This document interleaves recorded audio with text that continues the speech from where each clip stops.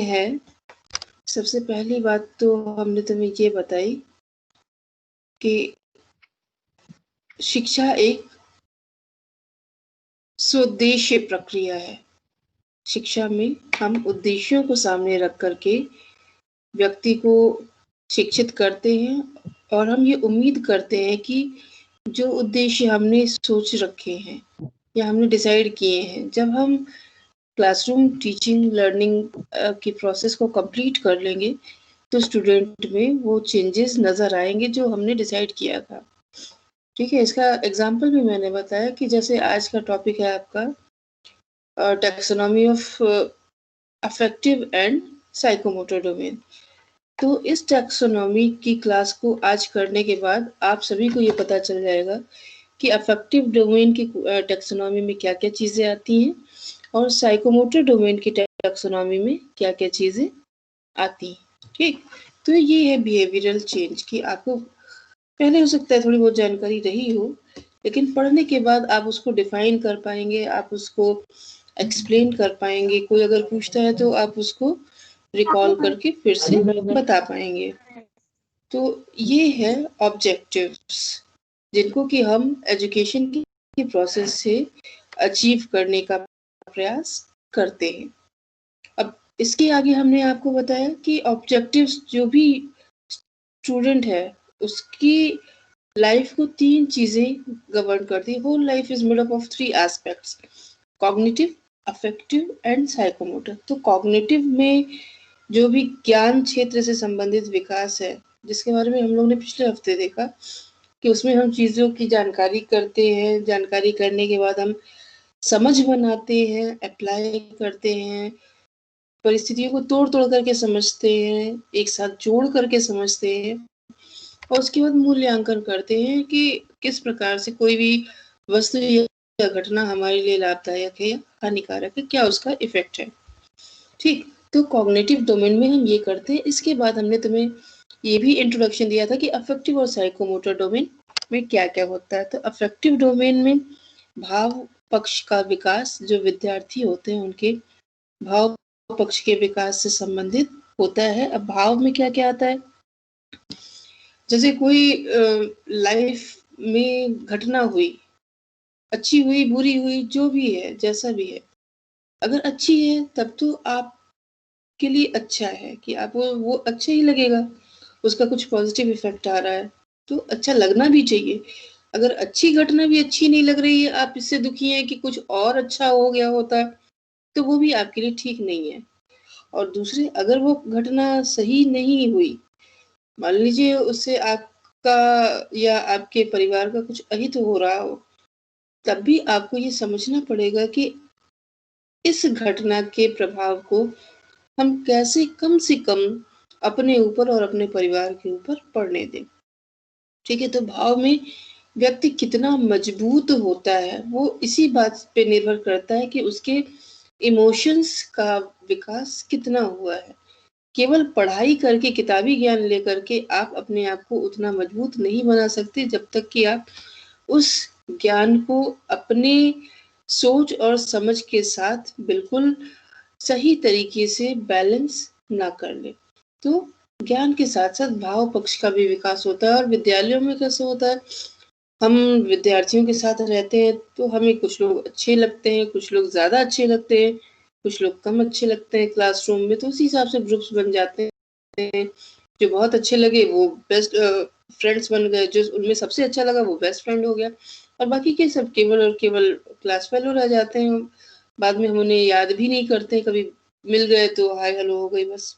ठीक है, तो इस प्रकार से हम सहयोग करना और प्रतियोगिता करना और खुश रहना और अपने इंटरेस्ट को डेवलप करना, अपने किसी भी घटना को लेकर के किसी दृष्टिकोण को डेवलप करना, लोगों से डिस्कशन करना, उसके आधार पर किसी एक निष्कर्ष पर पहुंचना, ये सारे कार्य भाव पक्ष के अंतर्गत आते हैं। और जितना ही महत्वपूर्ण होता है ज्ञान पक्ष का विकास, उतना ही इक्वली इम्पोर्टेंट है भाव पक्ष का विकास। और संवेदनशील होने के मामले में देखो तो भाव पक्ष is more dominant as compare to ज्ञान पक्ष। किताबों में आप लिख दीजिए सच बोलना चाहिए और ईमानदारी रखनी चाहिए और महिलाओं का सम्मान करना चाहिए, ठीक है, लेकिन जब तक कि वो आपके व्यवहार में नहीं झलकता, जब तक आप उसको प्रैक्टिस नहीं करते, इस पढ़े हुए ज्ञान को आप मूल्य प्रदान नहीं कर पाएंगे, पढ़ेंगे और भूल जाएंगे।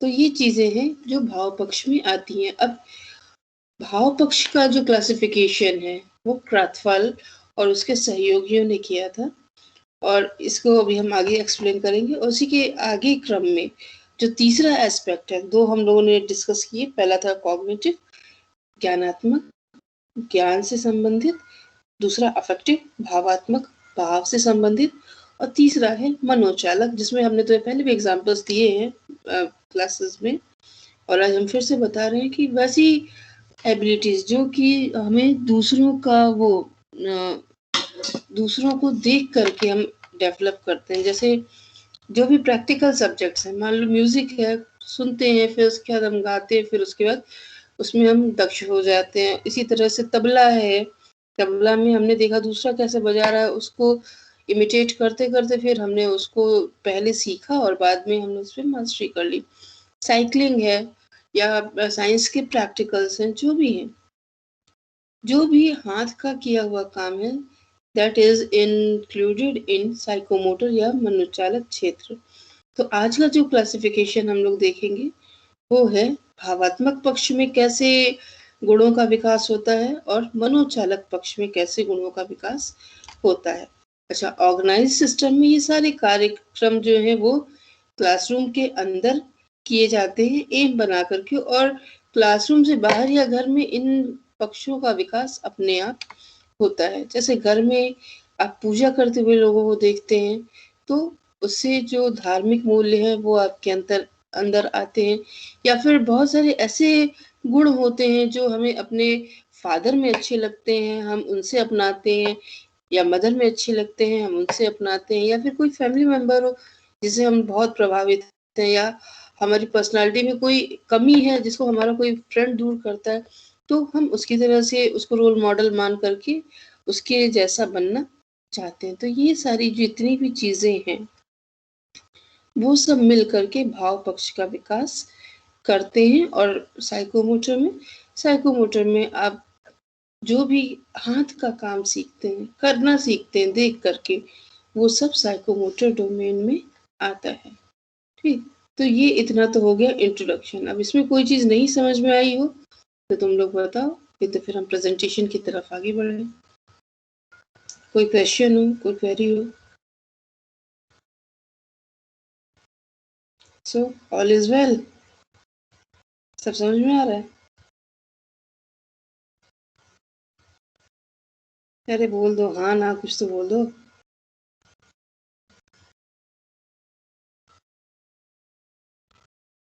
हेलो, यस मैम, आ रहा है। Thank God. देखो तुम लोग बोलते नहीं हो ना, तो मेरी समझ में नहीं आता कि तुम लोग समझ पा रहे हो नहीं समझ पा रहे हो। सब इतने शांत होके सुनते हैं, हमें लगता है सुन रहे हैं या नहीं सुन रहे हैं। चलिए ठीक है, फिर हम आगे बढ़ते हैं। आप लोग को प्रेजेंटेशन दिखाते दिखाते फिर आगे हम एक्सप्लेन करते जाएंगे, और जहां ना समझ में आए पूछ भी लेना। वैसे तो तुम सब बहुत समझदार हो।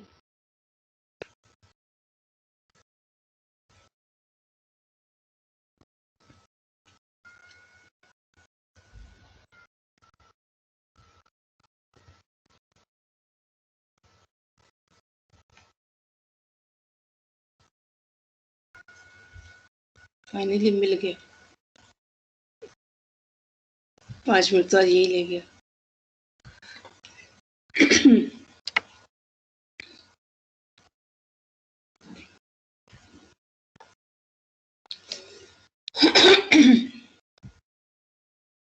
ठीक है, भावात्मक क्षेत्र के उद्देश्यों का वर्गीकरण। भावात्मक क्षेत्र में हमने बताया तुम्हें भाव पक्ष का विकास, जो भी हमारे अंदर भाव होते हैं। अब उसमें क्या क्या होगा? रुचि, दृष्टिकोण, मूल्य, संवेग, मनोवृत्ति, ये सब चीजें हमारे भाव पक्ष के अंतर्गत आती हैं। ठीक, और विद्यार्थियों के भाव पक्ष का विकास करना भी शिक्षक के लिए बहुत जरूरी होता है। जैसे कोई भी एक घटना है तो उस घटना को लेकर के जब कोई टीचर पूछता है कि तुम्हारे व्यूज क्या हैं, और विद्यार्थियों का व्यू जानने के बाद वो उसमें कुछ ऐड करे या कोई चीज ऐसी हो जो सही नहीं हो, तो उसको ये कहे कि नहीं ये ठीक नहीं है। जब इस तरीके का सजेशन मिलता है तो उससे क्या होता है, भाव पक्ष का विकास होता है। लेकिन ये है कठिन और समय साध्य। कठिन क्यों? क्योंकि हो सकता है आपके सामने व्यक्ति ये कहे नहीं नहीं ऐसा नहीं होना चाहिए, से उसकी सोच को बदलना उतना आसान नहीं होता। ठीक है, तो ईमानदारी पे लक्ष्य देना वेरी इजी, लेकिन अपने काम को ईमानदारी से कर पाना वो मुश्किल हो जाता है। और इसी तरीके से इस तरीके के मूल्यों को बच्चों में इनकलकेट करना सच में एक बहुत ही टाइम टेकिंग और बहुत ही श्रम लेने वाला कार्य होता है। और इस क्षेत्र का जो वर्गीकरण है वो 64 में क्रैथवाल, ब्लूम और मसीहा ने दिया था। ठीक है, इनकी पुस्तक थी taxonomy of educational objectives, handbook two affective domain. तो इसमें इन्होंने कहा है कि भावात्मक क्षेत्र में वे उद्देश्य आते हैं जिनका संबंध रुचियों, अभिवृत्तियों और मूल्यों में परिवर्तन से तथा सराहना और समायोजन के विकास से है। ठीक, तो कोई चीज अच्छी लग रही है तो उस सराहना, और अगर मान लीजिए कोई चीज अपने अनुकूल नहीं है तो उसके साथ एडजस्ट करना, ये सारी चीजें भी अफेक्टिव डोमेन में आती हैं। तो अगर परिस्थितियां हमारे अनुकूल नहीं है तो हमें अपने माइंडसेट को उन परिस्थितियों के अनुकूल बदलना पड़ता है, अन्यथा हम उसको अपने अनुरूप नहीं बना पाएंगे और फिर हमारे सामने समस्याएं आएंगी जिसमें कि हम अपने को मिसफिट पाएंगे। ठीक है, तो ये है कि अफेक्टिव डोमेन में the affective domain includes those objectives which are concerned with changes in interest, attitudes and values and the development of appreciation and adjustment. Clear हो गया भावात्मक क्षेत्र के बारे में, भाव क्या होते हैं और उसका विकास क्यों जरूरी होता है? Yes ma'am. ठीक है, ठीक है, फिर आगे बढ़ते हैं। इसमें देखिए क्रैथवाल ने जो अपना क्लासिफिकेशन दिया, मैंने तुम्हें पहले भी बताया है और फिर से हम बता रहे हैं। सबसे पहले इसमें आता है रिसीविंग, आग्रहण। जो भी एनवायरमेंटल चीज है उसे चेंज है उसे हम रिसीव करते हैं। फिर उसके बाद प्रतिक्रिया करते हैं, रिस्पॉन्स करते हैं। थर्ड है अनुमूल्यन, जो भी रिस्पॉन्स किया गया उसके आधार पर वैल्यूज डेवलप होते हैं। क्लासरूम टीचिंग का हमने एग्जांपल लिया था। मान लीजिए टीचर कोई क्वेश्चन पूछता है, दैट इज अ चेंज। अब उस चेंज के लिए आप रिस्पॉन्स करते हैं। ठीक है, रिस्पॉन्स का आपको कुछ ना कुछ एक टीचर से भी रिप्लाई मिलता है। अगर आपका रिस्पॉन्स अच्छा है तो टीचर आपको अप्रिशिएट करेगा, उतना अच्छा नहीं है तो मे बी वो उसमें करेक्शन करके आपको बताए। तो इसके आधार पर आप अपने मूल्यों का निर्धारण करते हैं, उसके सीरीज बनाते हैं कि हाँ हमें किस तरह से रिस्पॉन्स करना चाहिए। ठीक है, और उसके बाद आता है व्यवस्थापन। जो भी रिस्पॉन्स आपने किया, हमेशा एक जैसा रिस्पॉन्स नहीं होता है, ना तो टीचर का ना तो स्टूडेंट का। तो कई बार जब कोई चीज होती है तो उसके आधार पर उसमें व्यवस्थापन किया जाता है, ऑर्गेनाइजेशन किया जाता है कि अलग अलग परिस्थितियों में हमें कैसे व्यवहार करना चाहिए। और लास्ट में आ जाता है स्वाभाविकरण। स्वाभाविकरण में क्या होता है, जो व्यवहार आप लगातार करते रहते हैं, after some time that becomes a part of your character. ठीक, तो आचरण आपका उस प्रकार का बन जाता है। अब इसमें पिछले हफ्ते हमने तुम्हें बताया था कि सबसे नीचे जो स्तर होता है वो क्या होगा, आग्रहण होगा, और सबसे ऊपर का जो सबसे जटिल स्तर होगा वो होगा स्वभाव का निर्माण करना। ठीक, तो आग्रहण सर्वाधिक सरल तथा निम्न स्तर का भावात्मक उद्देश्य है और चरित्र निर्माण सबसे जटिल और उच्च स्तर का भावात्मक उद्देश्य होता है। और इसको फिर से कुछ उपभागों में विभक्त किया जाता है। ठीक, अब इसमें आगे इसका क्लासिफिकेशन जिस तरीके से दिया गया है उसको देखो।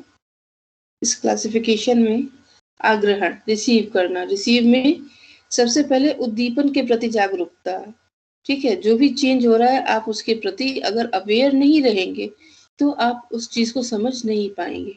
ठीक, फिर उद्दीपन को स्वीकार करने की इच्छा। दिख रहा है या नहीं दिख रहा है ये बताओ। आधा दिख रहा है प्रति जागरूकता तक। अच्छा, एक मिनट।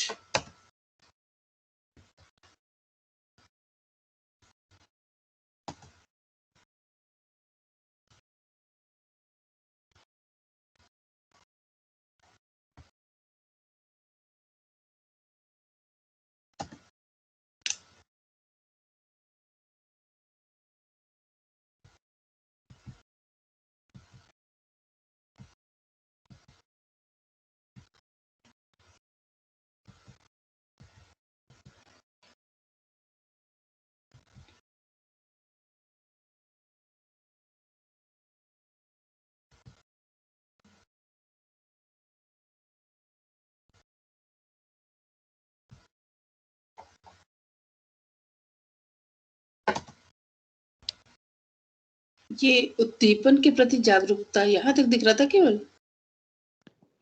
मैम हाफ स्क्रीन दिख रही थी मैम, अभी बस थर्ड तक दिख प्रति रहा है। जागरूकता सिर्फ दिख रहा है बस। प्रति जागरूकता दिख रहा है, अच्छा, और बाकी कुछ भी नहीं दिखाई दे रहा है। मैम दिख मैम, रहा है दिख लेकिन रहा है। लास्ट का थोड़ा थोड़ा दिख रहा है, जैसे प्रति सहमति दिख रहा है मैम, संतोष दिख रहा है मैम, साइड का थोड़ा थोड़ा दिख रहा है। अच्छा, तो बच्चों मैम, हम हम लोग बोल भी दे रहे पूरा हैं शो उसको हो तुम रहा है। लोग नोट कर लो। मेरी स्क्रीन पे भी पूरा दिखाई दे रहा है। यस चलो मैम, जिसकी हम लोग भी हमको यस मैम मेरी। ठीक है, यस मैम, अभी पूरा सुन लो, दिख रहा है। उसको हम सुनो, अब अभी तुम लोग सुन लो, नोट कर लो, और ना भी करो तो हम इसको सेंड कर देंगे। ठीक है, उसमें पूरा देख लेना, अभी समझ लो पहले। ठीक, हम बोलते जाएंगे, उसमें जहां दिक्कत आए वो बता देना। सबसे पहले है रिसीव करना, उद्दीपन के प्रति जागरूकता। उद्दीपन क्या है? एनवायरनमेंट में होने वाला कोई भी चेंज, उसको हम कहते हैं उद्दीपन। तो उद्दीपन के प्रति जागरूकता, मान लो क्लासरूम में बैठे हो, टीचर कुछ पूछ रहा है, ठीक, तो जब अगर तुम उसके प्रति जागरूक रहोगे कि टीचर ने क्या बोला, तभी तुम उसको समझ पाओगे। ठीक, दूसरा है उद्दीपन को स्वीकार करने की इच्छा। अब स्वीकार करने की इच्छा में क्या है? अगर मान लो जो पूछा गया वो तुम्हें आता है तब तो तुम फटाफट उसका आंसर देने की कोशिश करोगे, लेकिन अगर नहीं आता तो क्या होगा? तब ये सोचोगे या तो ये क्वेश्चन ही बदल जाए या तो हमसे ना पूछा जाए। ठीक, और उद्दीपन के प्रति नियंत्रित आकर्षण, control attention towards a stimulus. आप उसके प्रति कहीं ना कहीं ध्यान देते हैं कि हाँ क्लासरूम में क्या हो रहा है। तो सबसे पहला यही है रिसीविंग का पार्ट, जो चेंज हो रहा है हम उसके लिए कितने सजग हैं। ठीक, और इसके बाद है प्रतिक्रिया, रेस्पॉन्डिंग। ये तीनों क्लियर हो गया। आग्रहण का, उद्दीपन के प्रति जागरूक रहना, उद्दीपन को स्वीकार करने की इच्छा होना, और उद्दीपन के प्रति नियंत्रित आकर्षण। ये तीन होते हैं आग्रहण के पार्ट, जिसमें हम चीजों को देखते हैं, समझते हैं और ग्रहण करते हैं, रिसीव करते हैं। इसके बाद आती है प्रतिक्रिया की बारी, रेस्पॉन्स की बारी। अब उसके तीन पक्ष हैं। पहला है प्रतिक्रिया के प्रति सहमति, आप प्रतिक्रिया से सहमत हो कि हाँ जो क्वेश्चन पूछा गया उसका हमें जवाब देना है। दूसरा प्रतिक्रिया की इच्छा, आप उसका जवाब देने की इच्छा रखते हो।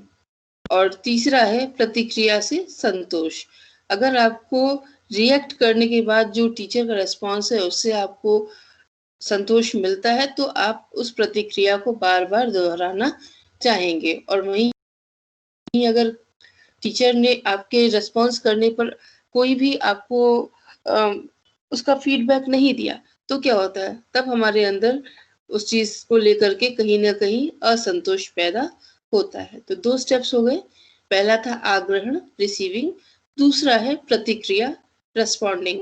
जब हम कोई भी चेंज देखते हैं तो हम उसके लिए कुछ न कुछ रेस्पॉन्स करते हैं। अब वो अच्छा भी हो सकता है और बुरा भी हो सकता है, दोनों ही तरीके का हो सकता है। और इसके 3 पार्ट्स क्या क्या है?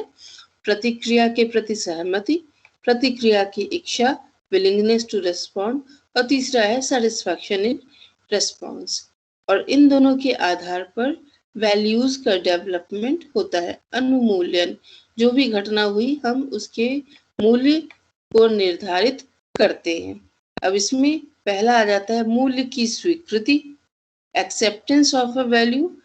अगर हमें संतोष हमारे अंदर हुआ तो हम क्या वैल्यू बनाएंगे कि क्लासरूम में कोई भी अगर क्वेश्चन पूछा जा रहा है तो उसका हमें आगे भी रेस्पॉन्स देना है। ठीक है, मूल्य को वरीयता देना।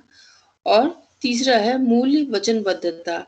आप एक पर्टिकुलर स्थिति में जैसा कार्य कर रहे हैं, अगर आप कहते कि नहीं हम सच बोलेंगे या हम ईमानदार बने रहेंगे, तो इस प्रकार के मूल्य को पहले तो स्वीकृति देनी होती कि हाँ ये सही है, फिर वरीयता देना। आपके सामने दोनों ही परिस्थितियां हैं कि आप सही भी कर सकते हैं और गलत भी कर सकते हैं। अब ये चुनाव आपके ऊपर होता है कि आप क्या करेंगे।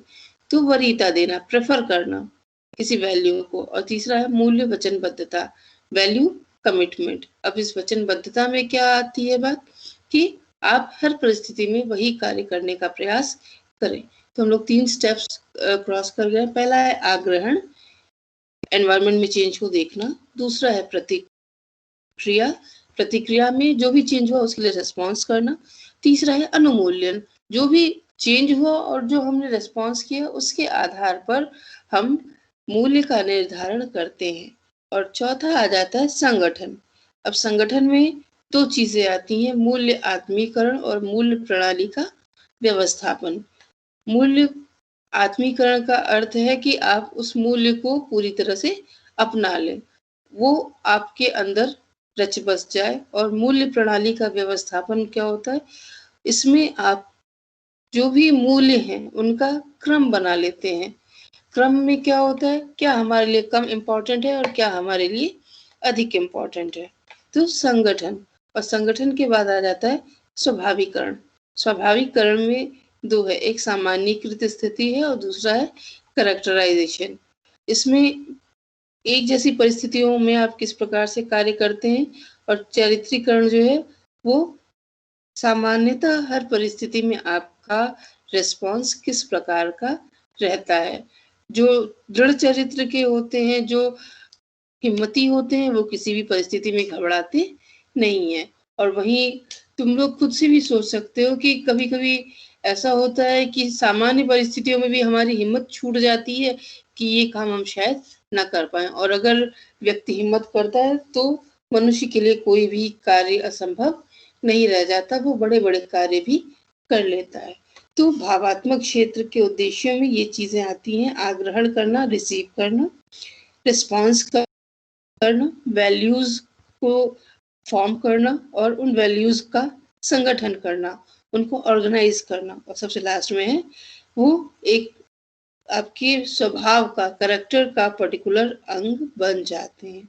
तो ये इतने स्टेप्स से होकर के भावात्मक क्षेत्र के उद्देश्यों का वर्गीकरण किया गया है।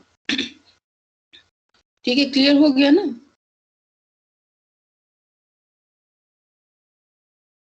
Yes ma'am. Yes ma'am. चलो देखो, इसमें जो चीजें हमने तुम्हें बताई वही इसमें है। आग्रहण में क्या है? सबसे पहले विभिन्न उद्दीपनों की उपस्थिति के प्रति विद्यार्थी की संवेदनशीलता और उस उद्दीपन को ग्रहण करने की चाह से संबंधित होता है। फिर प्रतिक्रिया में क्या होता है? अनुक्रियाओं से संबंधित है जो किसी उद्दीपन को ग्रहण करने के कारण होती हैं। अनुमूल्यन में क्या है? यह विभिन्न वस्तुओं, कार्यों या व्यवहारों के उपयोग के मूल्य को स्वीकार करने के लिए और उसके प्रति एक निश्चित धारणा बनाने से संबंधित होता है।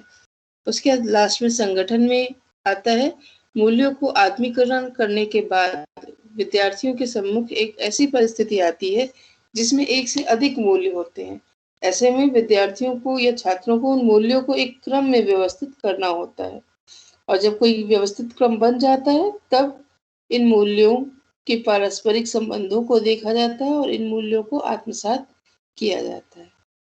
ठीक, और इसके बाद है सबसे लास्ट में कि भावात्मक उद्देश्य के वर्गीकरण के सबसे ऊपरी स्तर पर स्वभाव का निर्माण आता है और व्यक्ति स्वीकार किए गए मूल्यों के अनुरूप ही कार्य करता है। ये इतना स्पष्ट प्रभाव होता है कि व्यक्ति के स्वभाव को इन मूल्यों से जोड़ा जा सकता है। अतः जो भी मूल्य उस व्यक्ति ने डेवलप किए वो उसके चरित्र के स्थायी अंग बन जाते हैं। तो ये इतना भावात्मक क्षेत्र का वर्गीकरण था। अब इसके आगे बढ़ेंगे, हम लोग आ जाएंगे मनोचालक क्षेत्र में। मनोचालक क्षेत्र का जो डेवलपमेंट है क्लासिफिकेशन का, उसको सिम्पसन ने दिया था 1966 में, और इसमें बुक में दिया उन्होंने जिसका नाम था the classification of educational objectives psychomotor domain. मनोचालक क्षेत्र में उन उद्देश्यों को सम्मिलित किया जाता है जो शारीरिक और मानक कौशल से संबंधित होते हैं। मैनुअल और मोटर स्किल्स, शरीर से, और जो वो हमारे कार्य करने का कोऑर्डिनेशन का जो भी कार्य होता है मोटर का, वो मोटर मतलब जो हमारे शरीर की तंत्रिकाएं हैं उनको भी मोटर सेल्स कहा जाता है। तो जब भी हम शरीर से संबंधित कार्य करते हैं, जैसे अगर कोई भी काम तुम कर रहे हो, ऑब्जर्व करके देखोगे तो आंखों का काम लगेगा, फिर दिमाग उसको प्रोसेस करेगा, फिर ये सोचोगे कि कैसे दूसरे ने किया, तब उसी हिसाब से तुम भी करोगे। तो इन सभी में हमें जो गामक कार्य होते हैं, मोटर स्किल्स होते हैं, उनके द्वारा कार्य किया जाता है। ये पूरा दिख रहा है या इसमें कहीं दिक्कत है? ये क्लियर है, साफ दिख रहा है? Yes, दिख रहा ma'am. है। अच्छा, ये दिख रहा है, उसी में दिक्कत आ रही थी चार्ट वाले में। अच्छा, इसमें पिछले क्लास में भी हमने तुम्हें बताया था 5 चीजें। पहला था प्रत्यक्षीकरण, परसेप्शन। दूसरा है मनोस्थिति, सेट। तीसरा है निर्देशित प्रतिक्रिया, गाइडेड रेस्पॉन्स। चौथा है कार्य कौशल, और पांचवा है जटिल व्यवहार। तो इसमें सबसे पहला जो है प्रत्यक्षीकरण, ये है क्या कि किसी भी मोटर क्रिया को करने के लिए सबसे पहले हम इंद्रियों, अपने आंख, नाक, कान सबको खोल करके ये देखते हैं कि क्या कार्य हो रहा है। तो इंद्रियों की सहायता से वस्तुओं और गुणों के और उनके संबंधों के प्रति हम अवेयर होते हैं। बिना प्रत्यक्षीकरण के हम कोई कार्य नहीं कर सकते। कोई भी कार्य हो, कपड़ा भी कट रहा हो, तबला बज रहा हो, हारमोनियम बज रहा हो, कोई गा रहा हो, या कोई खाना बना रहा हो, जो भी कर रहा हो, तो उसमें सबसे पहले प्रैक्टिकल वर्क में भी कैसे कौन सी केमिकल को मिलाया जा रहा है, ये सारी चीजें हमें प्रत्यक्षीकरण करके ही पता चलती हैं। फिर आ जाता है सेट। अब सेट मतलब आपकी मन की स्थिति क्या है।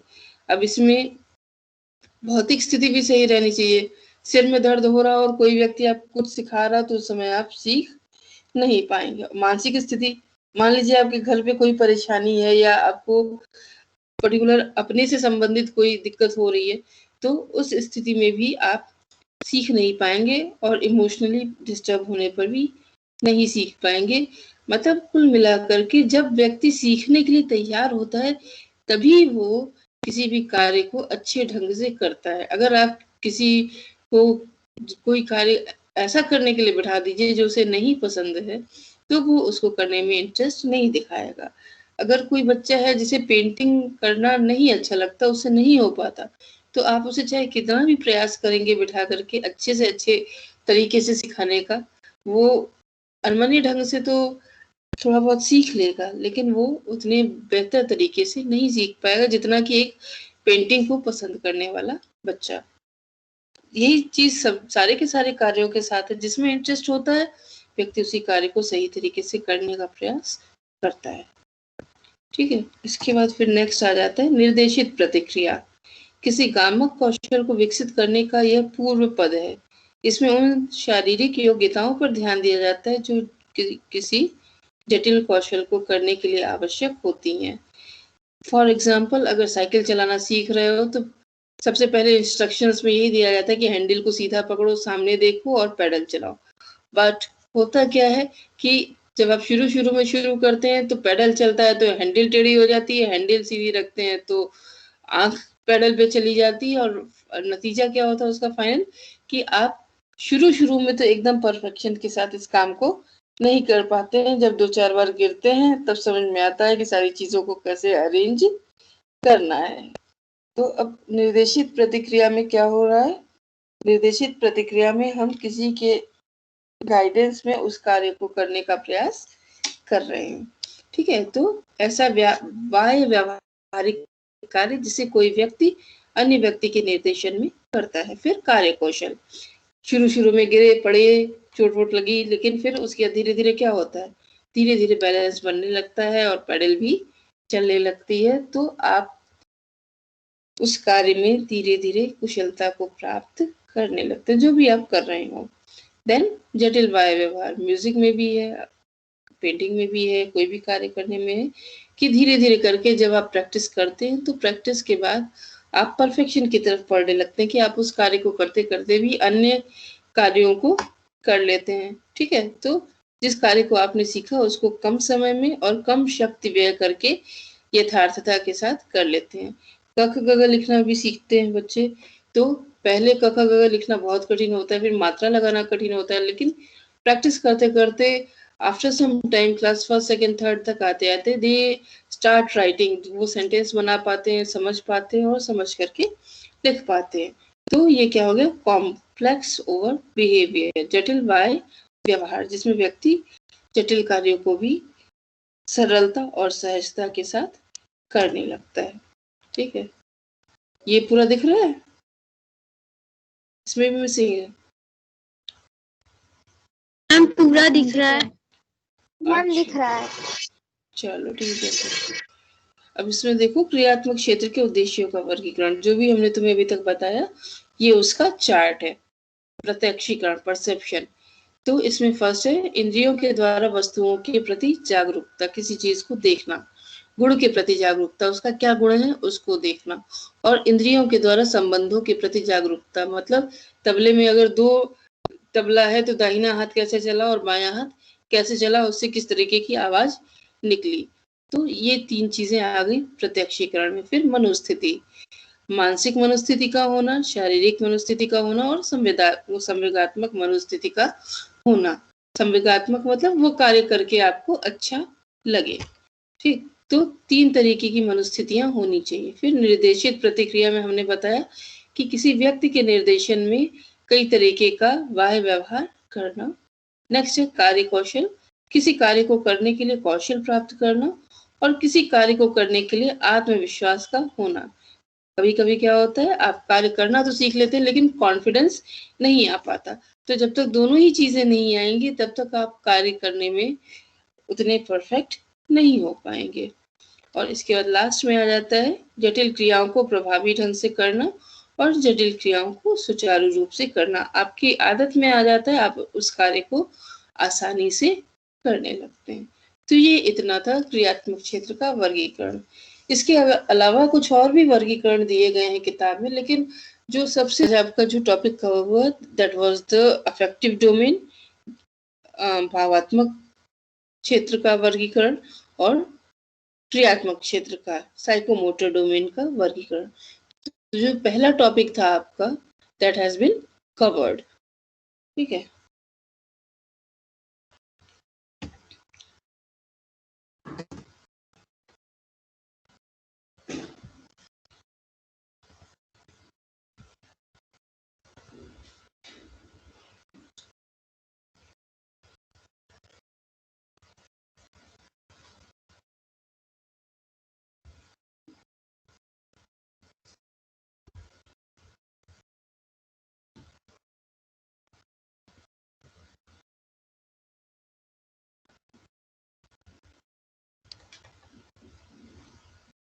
चलो अब नेक्स्ट टर्न पे जो हम लोग करेंगे, मेरे ख्याल से सबसे लास्ट वाला जो टॉपिक इसका है उसको कवर करेंगे, निकष संदर्भित परीक्षण और मानक संदर्भित परीक्षण। ठीक है, और ये बताओ तुम में से और अगर किसी को रिसर्च पेपर अपना सेंड करना हो तो कर सकते हो, डेट उसकी और बढ़ गई है, 8 तारीख तक लास्ट डेट है। कितने लोगों ने किया है 3rd ईयर से? मैम मैंने भेज दिया है। निदा बेगम, नो मैम, मुझे आइडिया नहीं था तो मैम मैंने नेट से भी देखा था। नहीं नहीं, आइडिया की बात नहीं है, नेट से भी देखा, लेकिन हम नाम पूछ रहे हैं। अभी किसने कहा कि मैंने भेजा? नाम बताओ अपना। मैम संजना शुक्ला। संजना शुक्ला, अच्छा, संजना ने भेजा। संजना के अलावा और? मैम और दीक्षा ने भेजा था शायद। मैम हमने भी अच्छा। दीक्षा ने, संजना ने, 2 लोगों ने। और 2 के अलावा तीसरा कोई? मैम आई गेस अदिति बस भी 2 है। बच्चे? Okay, Aditi, Diksha and Sanjana. और बाकी सबको कोई इंटरेस्ट नहीं है? 2-3 दिन का टाइम है, उसको थोड़ा खोल करके देख लीजिए। अगर समझ में आता है तो फिर उसको आप लोग करिए, ठीक है। चलिए, फिलहाल लास्ट डेट उसकी 8 तारीख हो चुकी है। और अगर आप लोग लिखेंगे तो अच्छा रहता है, प्रेजेंटेशन वगैरह करते हैं तो एटलीस्ट उससे आइडिया लगता है कि हाँ आप लोग क्या सोच रहे हैं, समझ रहे हैं।